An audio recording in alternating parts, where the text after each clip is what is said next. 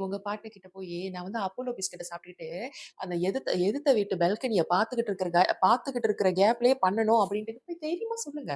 என்னோட பார்வையிலிருந்து உங்களோட ஒரு சின்ன உரையாடல்.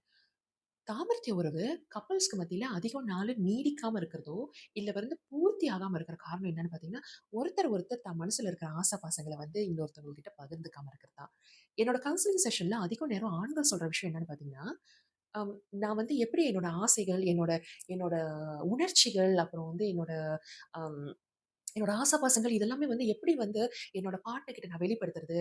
நான் வந்து அவங்க கிட்ட சொல்ல போய் அவங்க என்னை ஒரு மாரியா நெனச்சுட்டாங்கன்னா, ஏங்க உங்களோட ஆசை, உங்களோட கனவு, உங்களோட காம உணர்ச்சி இதெல்லாமே வந்து உங்களோட உங்களோட பெட்டர் ஹால்ஃப் உங்களோட அதர் ஹால்ஃப் ஓட வந்து உங்கனால பகிர்ந்துக்க முடியலன்னா, எப்படி வந்து வாழ்க்கை தூரம் அவங்க கூட ஜர்னி பண்ணுவீங்க? இல்ல அத வந்து அவங்க கூட பகிர்ந்துக்கலன்னா, எப்படி வந்து நீங்க 2 பேரும் வந்து அந்த ஒரு முழுமையான சந்தோஷம், சுகத்த எப்படி அடைய முடியும்? சொல்லுங்க. நல்லா ஒரு விஷயத்த யோசிச்சு பாருங்க. நம்ம சொந்தக்காரவங்கலாம் நம்மள சொல்லாததையா வந்து நம்மளோட பார்ட்னர் நம்மள சொல்லிட போறாங்க? சும்மா போயி உங்க பார்ட்னர் கிட்ட போயி, நான் வந்து அப்போலோ பிஸ்கட்ட சாப்பிட்டுட்டு, அந்த எதிர்த்த எதிர்த்த வீட்டு பால்கனிய பார்த்துக்கிட்டு இருக்கிற கேப்லயே பண்ணணும் அப்டின்ட்டு போய் தைரியமா சொல்லுங்க. ஒண்ணும் சொல்ல மாட்டாங்க. ஆனா உங்க ஆசை பாசங்கள் எல்லாம் நீங்க மூடி மறைச்சு வச்சுட்டு இருந்தீங்கன்னு வச்சுக்கோங்களேன், கடைசி வரைக்கும் அது திருப்தியே ஆகாது.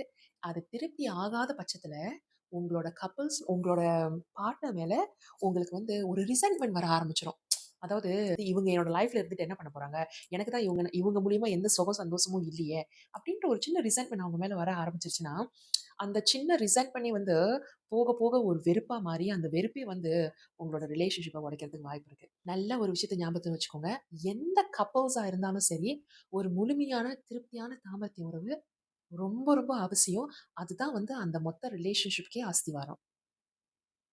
மீண்டும் சந்திப்போம்.